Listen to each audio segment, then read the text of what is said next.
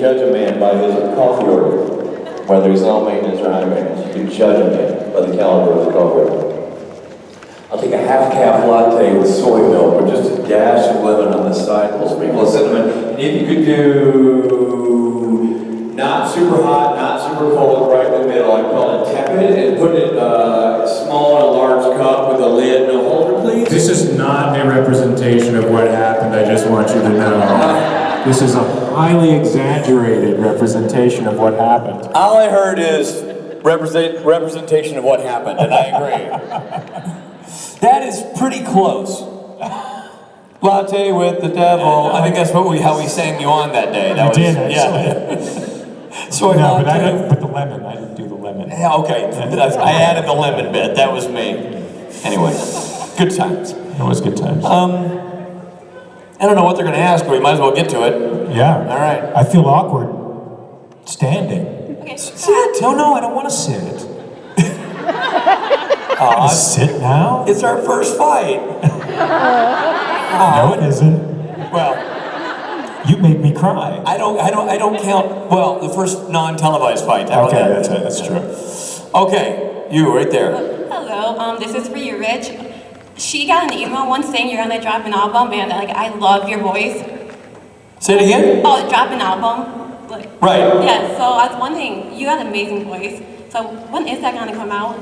Oh, yeah, well, so the question is, there has been some conversation. Jason Manns and I have had some conversations, which really, what a conversation with Jason Manns is, it's more Jason Manns has suggested / insisted / subtly pushing me towards doing an album with him, producing.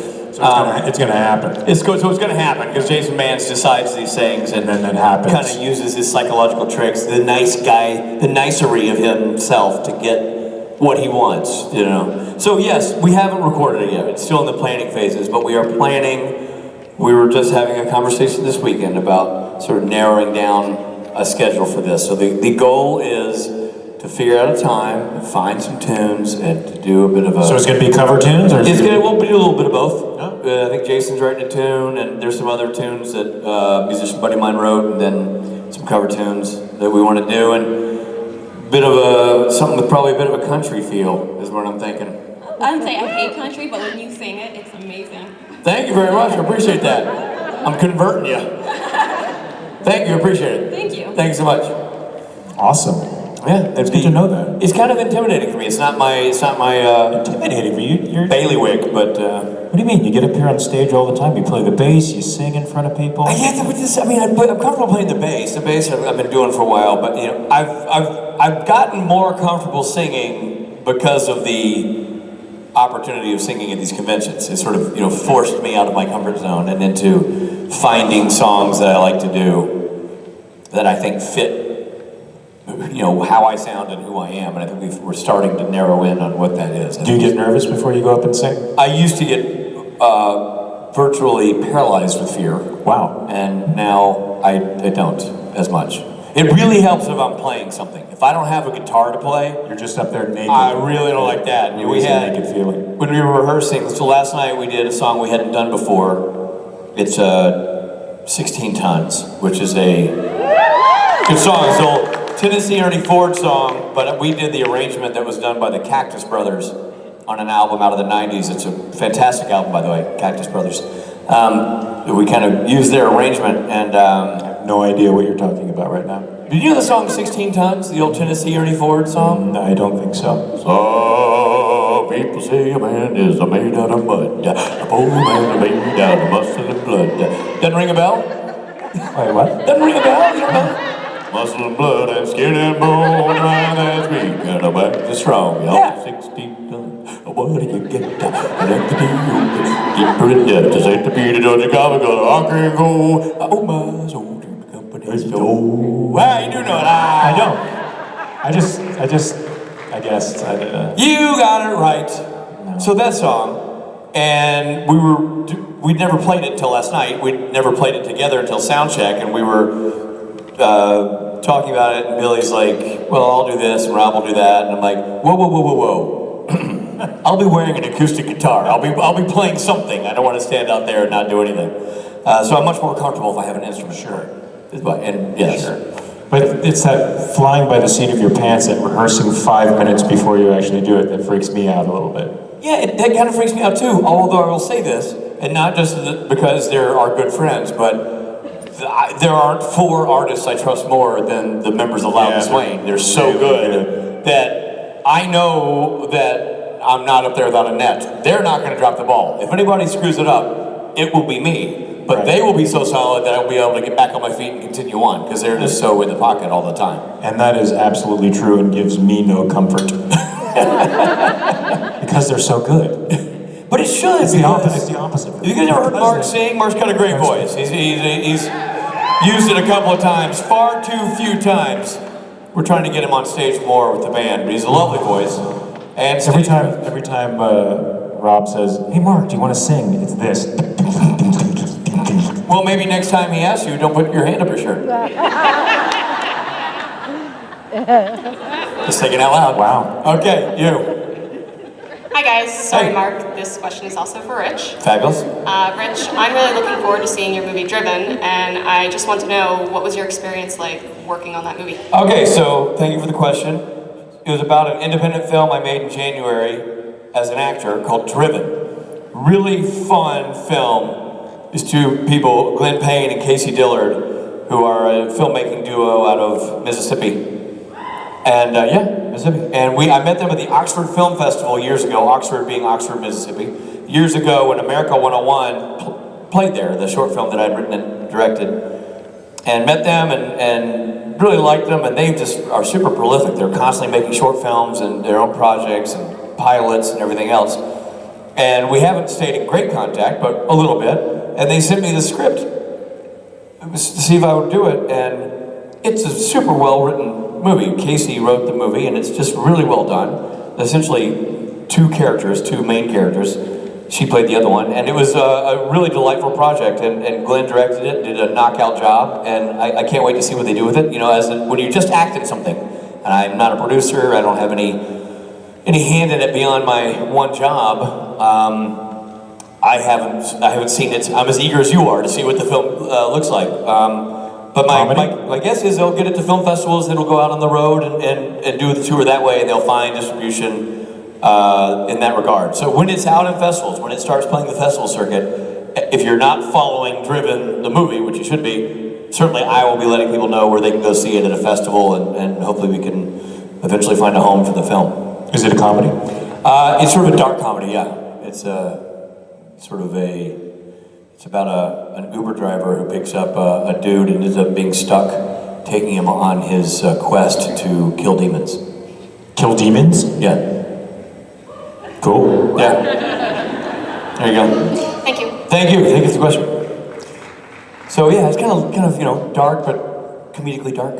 You know? Are you the Uber driver? I'm the guy on the quest to kill demons. You're the guy on the quest to kill demons. And Casey, the writer, is the Uber driver. Did you ever see the movie Frailty? Frailty? Yeah. I did not. Ooh, how many here have seen the movie Frailty? Good, right? It's a guy on a quest to kill demons. Oh. Yeah, it's really cool. Bill Paxton directed it, acts in it. Oh, that's cool. Really good. Man, there's another one we lost too soon, huh? Yeah. Bill Paxton. So when you're just acting in a film now, do you feel like you're jonesing to produce and direct it and do all those other things? I mean, I really like wearing the other hats, but in this one case, I think it's kind of fun to come in and just do your one job, you know? Yeah. So I didn't have the pressure of worrying about the scheduling, worrying about the time, And you can just release and give over to the other director. You're not judgy in any way. No, not at all. He had a very interesting, completely different design on how to shoot the movie than I had in my head, and I loved what he did with it, and it was very, very clever, and I'm sure it's going to make the movie even more interesting. So once I kind of saw his style, I'm like, wow, I wouldn't have even thought of that, so... Years and years ago, I did a pilot called Nash Bridges with Don Johnson. It was a show that went on for a while, but I'll never forget, Don was sitting there, we were on the roof of some building in San Francisco, and Don was sitting there, we're in between shots, and the director goes, okay, Don, so here's the shot. I'm going to come up with the camera, and I'm going to be going this way, and then I'm going to come back on you, and then Mark's going to come in, blah, blah, blah, he just maps out the shot. Don's sitting here like this, and he goes, no. Director goes, what's that? It's like, no. Okay, so what do you think we should do? Not that. I mean, you know, try something else. And so they had to set up a shot a whole another way. Wow. Yeah. Was the shot they set up dramatically different than what the director? I don't remember. I just remember him telling the director basically to fuck off. God, I'm getting the flop sweats for that director right now. Well, usually then there's the pecking order. If the director's frustrated with the lead actor because the lead actor has more power, anyone under that lead actor might get a little bit of the blowback. I felt like I got a little of the blowback. Right, the director was harder on you because I thought. his wings were clipped. Yeah, I think. Do you remember who the director was? No. That's a crazy story. Really embarrassing. I was embarrassed for him. Yeah, that's a drag. That's a drag. All right, you. What's that? This one's for Mark. At Autographs, you told me you had a story about filming Lock and Key. I was wondering what that was. Oh, yeah. What was the question? I had a story about filming Lock and Key. Lock and Key was a sort of a graphic novel series by the writer Joe Hill. You know Joe Hill? No. Stephen King's son, right? And he wrote this crazy graphic novel series called Lock and Key. Sort of like a haunted, weird, interesting story. Lots of secrets. Anyway, in the story, I played the dad. I played Mr. Locke, and he gets killed at some point in the story and comes back as a ghost to the young child. This is just about having to overcome obstacles when you're acting. So they made me up in this really cool makeup, and they put this opaque sclerotic contact in one eye, and then over the eye that was supposed to be shot out, they had created this whole sort of rift, and they put a green screen in there because you were supposed to be able to see right through my head, like right into the, you know, beyond into the room. And the scene was, I come into my son, it's a dream, and I come into the room and I get right up in his face and I give him this warning. But with all that apparatus on, I couldn't see anything. I was completely blind, and I had to traverse the space of an entire room, come up to a very precise point, lean down into my son and tell him this stuff, which was impossible. And the director originally wanted me to do the entire thing backwards. Wanted me to memorize my lines backwards, say everything backwards, and walk backwards so that they could speed it up and make it look really ghostly and weird. Wow. Almost impossible. That's impossible. It was impossible. And I don't know how the scene turned out. The pilot's out there somewhere, but I was blind and completely Oh, you never saw the final product? No. Oh, man. Yeah, but that's just some of the weird things we have to deal with when we're acting that get in the way of actually having a moment. Because I never would have thought of putting those problems in front of the actor. So what happened in terms of, did you end up traversing the whole... Somehow I made it, yeah. Somehow I made it. Somehow I went down into the right spot, said the things, but I was more aware of all of that stuff than I was of actually communicating to my son, which I hate.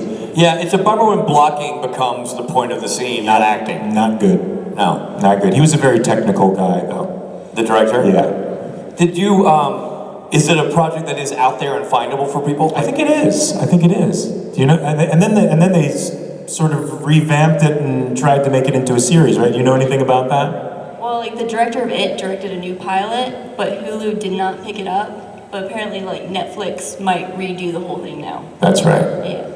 Yeah, I mean, if you read the graphic novel, there's so much stuff that goes on. I just don't see how anyone can produce it without spending millions of dollars on it.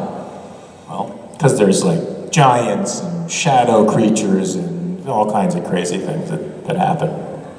Well, Netflix would be the place since they seem to have the deepest pockets in the world and do good stuff. Seem to. I don't know.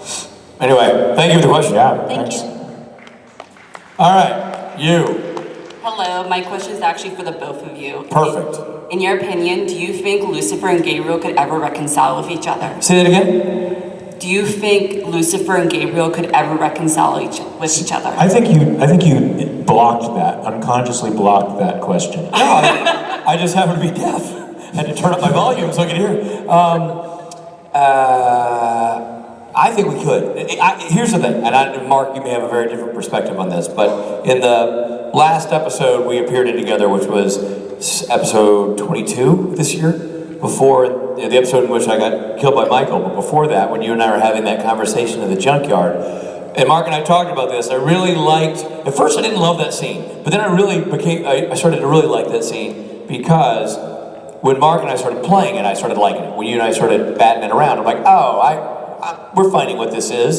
And one of the things I thought was interesting about it, from Gabriel's perspective, and then I'll lob it to Mark, is that if you go back and watch season 5, when Mark killed me all those years ago, and there's that conversation about me supporting humanity and all these things, and Mark is, warning me to watch my tone and being very, alpha and kind of controlling the moment. Gabriel seems very weak in that moment, even though he's kind of trying to stand up for it. It doesn't look like a fight he's going to win.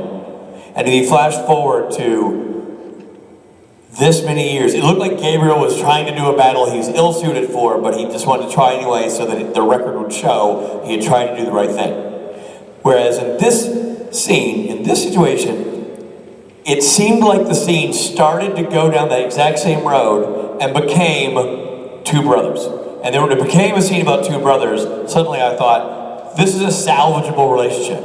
Because there's the moment where, in the writing, Gabriel goes down that road of talking about humanity, and Lucifer goes down the road back at him of being resentful that he's being spoken to in this manner. And then we go through that barrier and push past that bit, and Gabriel doesn't take the bait, and they keep having the conversation that's family-centric, and all the other bullshit seems to fall away, and it seems to be two brothers who have been at odds for a long time, but having a non-threatening argument.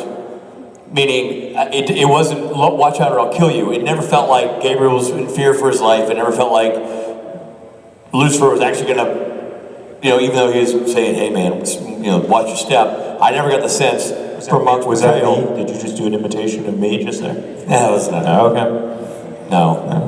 But it was, that's what I felt like it ended up being a cool scene, because it showed to me, we're seeing the history, but we're also seeing that these guys could actually hash this out. If this hurdle this Michael challenge that they're facing right now, if they come out the other side, there might be a continuation to this that could be sorted out. So my answer to the question would be yes. I think there would have been possibilities to reconcile. I think you see in that scene that Gabriel has the power to get to Lucifer because they had a unique relationship. And like anybody you have a long relationship with, they know the buttons to push. They know all the personal information on you that they can use in those moments, which he did to great effect. Whether Lucifer would be able to reconcile with Gabriel, I think it's sort of in Gabriel's own words that Lucifer has such an intense disorder. I think he has to be humbled to a great degree before he starts to develop enough empathy to go there. But I think there were sparks of that. I think throughout the season there were sparks of Lucifer acquainting himself with human feelings and acquainting himself with vulnerability, and it was extremely uncomfortable. And that's a road to something. We don't know what yet, though. I live for Archangel therapy. Yeah. That should be the short film side piece. Before we take the next question, you made me think of something about Lucifer's, the seeds of his character and the insight we got into him at certain points. I had the great pleasure of directing Mark in the 7th episode of season 13, earlier in the season. And it was such a fun, you were my main guy in that episode. The story heavily focused on you and Asmodeus and all that stuff. And there are some scenes in there, there's some bits in there that were just so dynamite. One of them, and that sort of showed Lucifer, I think, in a unique light, because when you come to the other world, you dive through the rift and you land on the street, and have that scene with the woman on the street. You guys remember that? Like he confronts the lady on the street, and she says, you know, don't give him money, and she thinks he's a vagrant. And Mark did this great thing where he's like, I'm Lucifer, and he snaps, and turns to walk away, which was a Mark, you know, that was a Mark choice, and it was awesome, because he's like, and that's when he realizes he's like, this isn't working, and he starts going, and nothing happens, and it was so great. It was super funny, and because he wasn't playing with the joke, he's playing it seriously. He's like, oh my God, I came through the rift, and how do I function in this world if I'm not that guy? And we did this bit where, so we shot that side with Mark doing that, and it was hilarious. So when we came around to the reverse, and we did the last take, I go, Mark, this time, don't just stand there, walk up the street and keep trying to kill people. And I didn't tell the background actors, I didn't tell them what we were gonna do. So Mark just finished the scene, and he keeps walking up going, and there's a woman walks by, and he goes, and you see the woman goes, and keep walking. She didn't know he was going to do that. He's like, and I put that in there. I tried snaps. I tried. Yeah, it was hilarious, and I left that in there because a lot of times in TV they'll take out that air because of they need more time for the plot points, but that got such a big laugh for everybody. It made the save. There's so many moments in that script and in that episode where where Lucifer was talking to Castiel, pleading with him to come on board and team up with you. Where you and Misha, we shot that scene. They were so fantastic that it was like watching an indie film. And they were overlapping each other and stepping on each other's dialogues and making up other lines. And we kept it all. But it was just a great revelation of watching you, Lucifer, have to use tools in a toolbox you've never had to open. Yeah. You got to convince him. You can't threaten him. You can't intimidate him. You can't. It was such a fun realization that Lucifer has other skills. And there again, I think you got a chance to see more the brotherly relationships between angels. It became much more. 100%. I mean, that was such a fun. That was one of those scenes where it might be simple. It's not a big stunt. It's not a big moment where things are exploding. But with the video village, where everybody's watching the monitors, was packed with everybody. Like people who were painting sets next door were watching you and Misha because it was just good acting. It was just we didn't do anything creative or clever. We didn't try to be smarter than ourselves with the camera moves. It was just let the acting tell the story. And you and Misha were so great together. It was such a fun day. Really a delight. And we did that other shot that's also so great where we did the one shot of Misha on the phone, start on you over there, Misha's on the phone, come back and you're right there, take the phone out of his hands. And it was such a great reaction because Misha's like, for crying. And it was like, it's exactly how you react when you find out that Jared just tweeted out that, you hate humanity or whatever. Like, it was just an honest frustration moment between these two dudes. It was great. Anyway. That was fun. Yeah, it was fun. All right, you over there. Hey guys. Hey. Again. This is for Mark. Follow-up question from yesterday. Oh. About sleeping with Jensen's wife. If you remember that one. Can we rerun the tape? Can I hear the first part of this question? Apparently, I've slept with Jensen's wife. Does she know this? She does not. I have to clarify this before we go on. I laid down in the same bed and we talked. That's it. Go ahead. You're under the sheets. You don't get under the sheets to talk. I was never under the sheets. Where is this? I don't know. Where did you get that we were under sheets? On top of sheets. Do you guys remember? On top of sheets? Do you remember that? See, you saw another movie. You've been in so many of them for crap. Uh-huh. You've been in so many of them, how am I picking out? I mean, you have 9,000 movies and 5 million TV shows. I get confused. He seems angry at your resume. So you're dispelling the myth right now. I am dispelling the myth before it becomes something. You're on top of the sheets.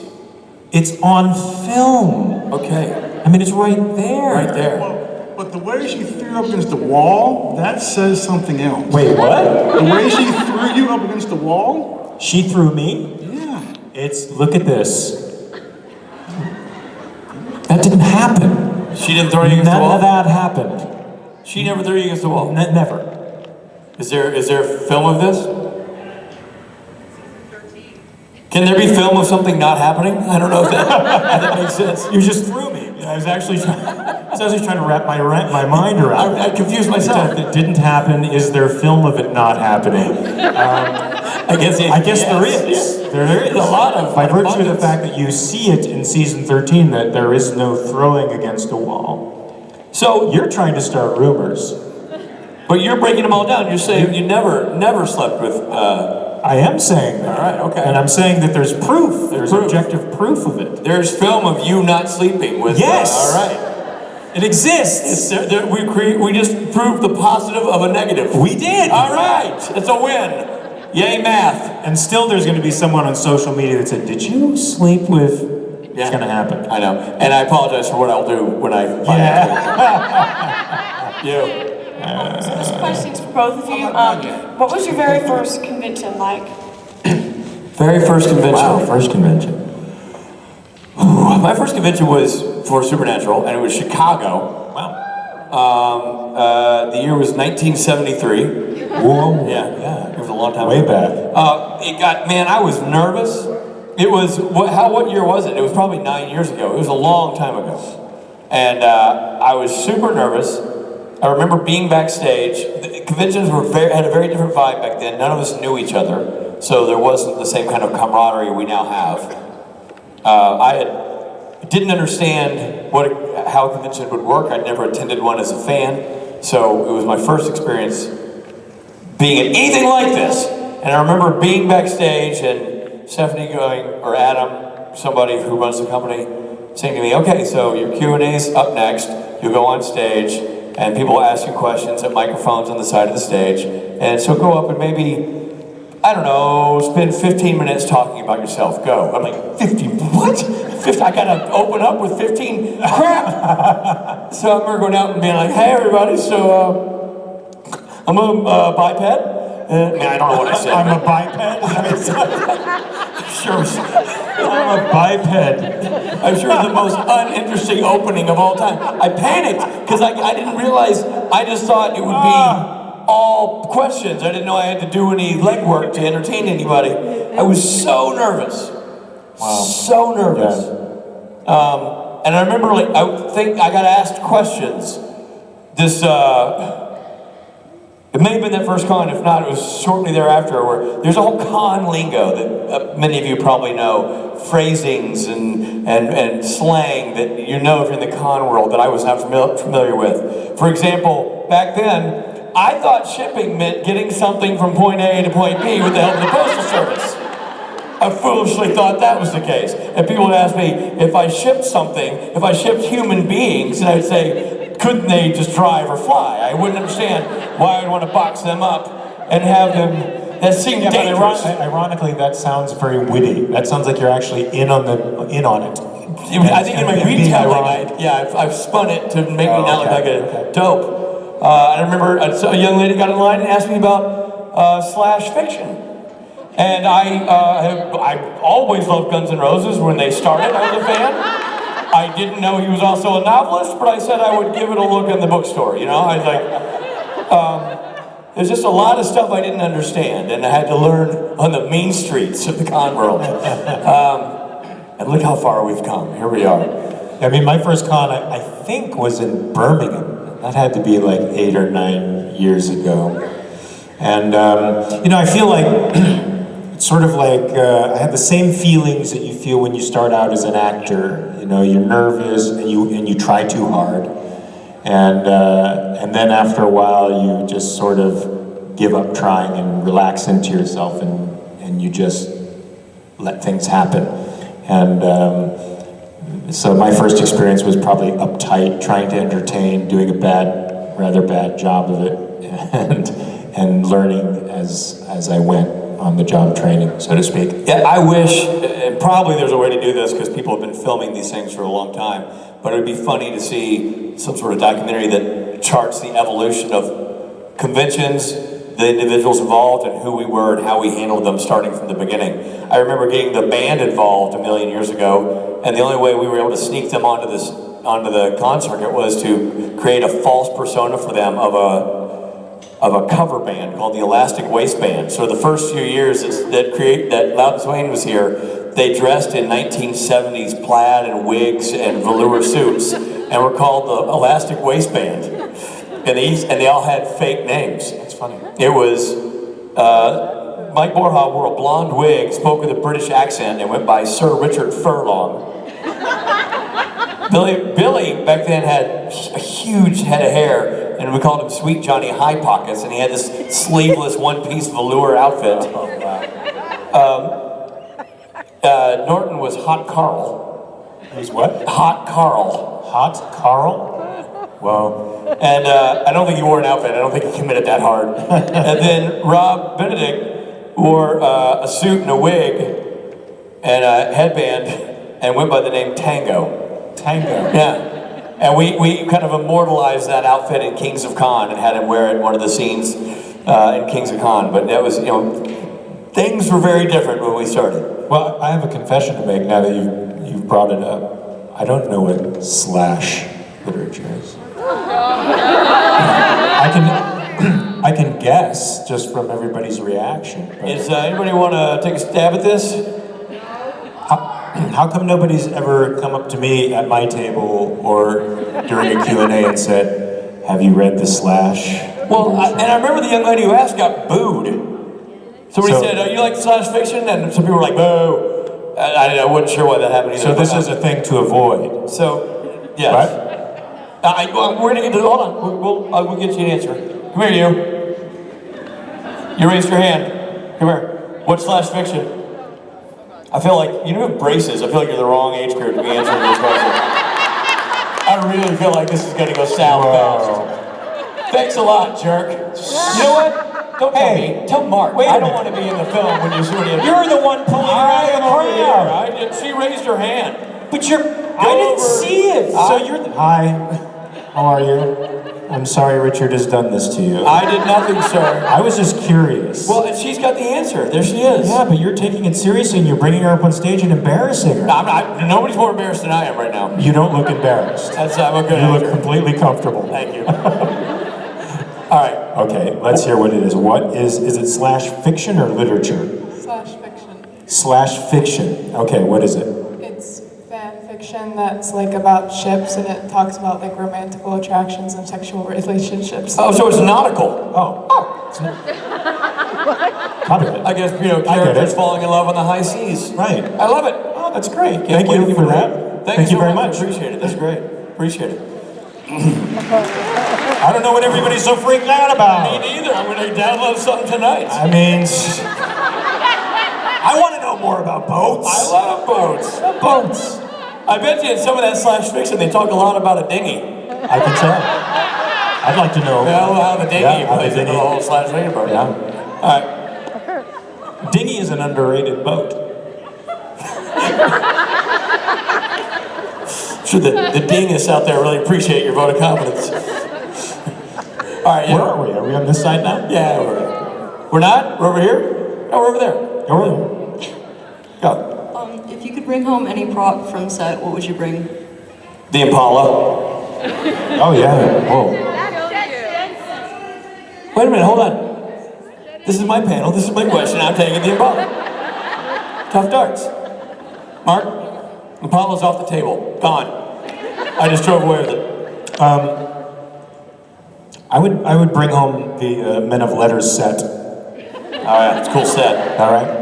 I just discovered in the middle letters. Because between takes I'm playing with the knobs. Well, I was going to ask you. So I was upstairs in the middle letter set. You know where everybody comes in the door. If you come in the door of the middle letter set and you take a right, you got to go down the spiral staircase, right? But if you don't do it down the spiral staircase and you keep going around, there's a really lovely little sitting area with a chess set. Really? 2 leather chairs. Yeah, it kind of goes into this sort of overlook. Watch the show. You'll see. It's a lovely. If you watch any episode from episode 17 on, That chess game was a game that I was playing with Peter Hunter, the camera assistant. It was an ongoing game. So you'll see the pieces have moved. He was kicking my bottom, by the way, but we were playing. It's lovely. It's like a really relaxing. I've seen that. Now I think I'm remembering that. But I have a more pressing question. Yeah. Do you play with the knobs and stuff on the consoles? You know, I've never played with the knobs of the consoles because I'm petrified that I'll be the guy that turns the thing that brings the whole thing down. You know, pulls up to one thing. What does this do? You know, I don't want to be that guy. And I go. You make the sound effects? I love that. Well, that makes it fun. Thank you. It is fun. Hi guys. Hey. Hey. So this is for Mark. All right, Marky, All right. all you. So I love your version of Lucifer. It's badass. Thank you. I've seen you in a couple other shows, and you seem to always play the villain or a villain-esque character. So my question is, do you intentionally go after these roles? Do you like to play the bad guy? Is it easier for you to play the bad guy? It's just the way people see me. Not a lot I can do about it. I do like playing the bad guy because the bad guy drives the action. And you know, I mean, the good guy, you know, the leading man, the good guys, usually is sort of playing their own straight behavior when they work, and the villain is usually playing a character. And so I like the challenge of doing character work over just being my straight self. And I don't know that I would be entirely comfortable just playing my straight self, because I think I'm more a character actor than a leading man. Sass. Snarkiness. I love the snarkiness of Lucifer. Snark. Love the snark. Yes. Thank you very much. Thanks. Hello. Hello. This is for both of you. So if you guys could put together, write, produce a TV episode, a film, a short film, anything like that, what would it be about? Wow, that's a broad question. This is sort of on the spot, but I'm just curious. Well, someday I want to make the feature film version of Kings of Con. That's a personal Please goal. do that. Mark?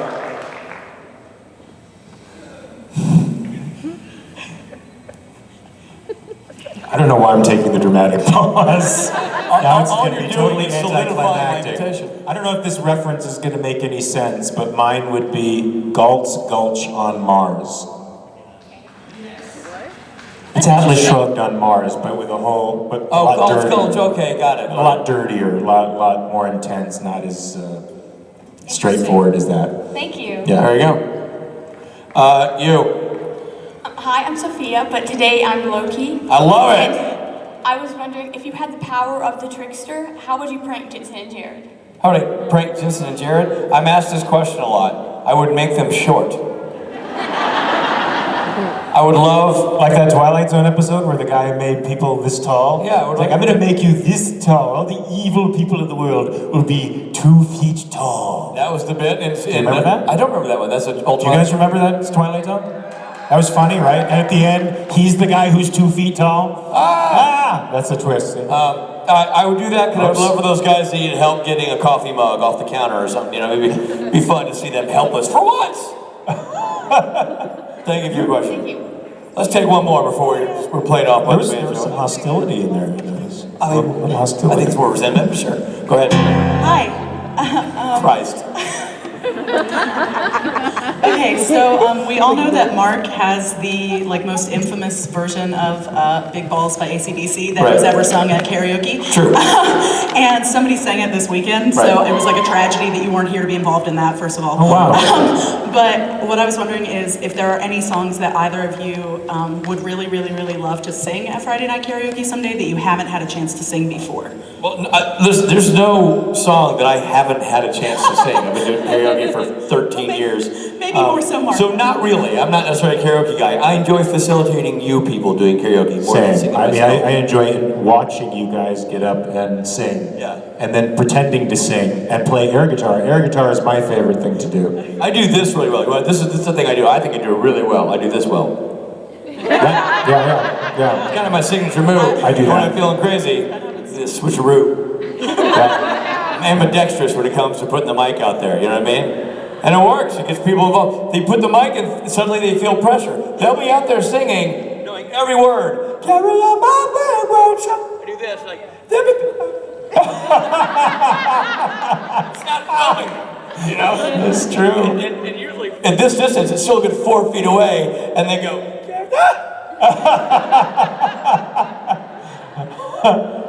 It's true. This place has a funny effect on people. It does. Is there a karaoke song that you're just dying to do that you haven't done? I have always been too scared to do karaoke. I have a friend that I'm planning to come to like my next con with who is like super big into karaoke, so she thinks that she's going to be the one to convince me to finally do it, but I'm not sure. I think she's right. Are you already planning your song? Do you know what you're going to do? No, this is all her thing, so if she can get me to go up on stage, it'll be her song choice. It'll be under duress. I understand. Well, good luck with that. Thank you guys. Pittsburgh, the first ever Mark Pellegrino and Richard Speight panel. This is awesome. Thank you so very, very much. So, in keeping with firsts ever, Mark, maybe I can interest you in something. So listen, normally when you get played on and off the stage, there's a song that gets played called "Running with the Devil." Norton plays drums on that song, and Borja plays the bass, and Billy plays the guitar, but Norton's gone. Go ahead and play the drums. So we tried to switch it up. If you want to play the drums, you can. Okay. But we tried to switch it up on the way out, and it didn't work. So we were going to maybe invite him to sing this last tune with us. I love it. Okay, so I thought I was going to play the drums. no, we're moving on. For the first time ever, Mark is going to join us in It's the End of the Con as we know it. This is a song that we've been doing to wrap up conventions for a long time. We're all singing? We're all singing the song. And this also represents the last time we're going to be on the stage for this weekend. It has been awesome being here, Pittsburgh. Thank you so much. If you know the words, sing it with us. Here we go, boys. You ready?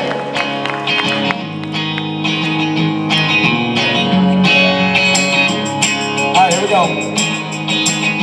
It's the end of the con as we know it. It's the end of the con as we know it. It's the end of the con as we know it. So go home. Don't leave just yet. But it's the end of the con as we know it. It's the end of the con as we know it. It's the end of the con as we know it. So go home. On behalf of Mr. Michael Moore, special guest Mark Pellegrino, and my co-host for the day, Jason Mans. Bye, guys. This is Richard Speight, and I say, thank you very much. Thank you, Pittsburgh. Thank you, Borja, for having us in your hometown. Thank you, buddy. Bye, guys.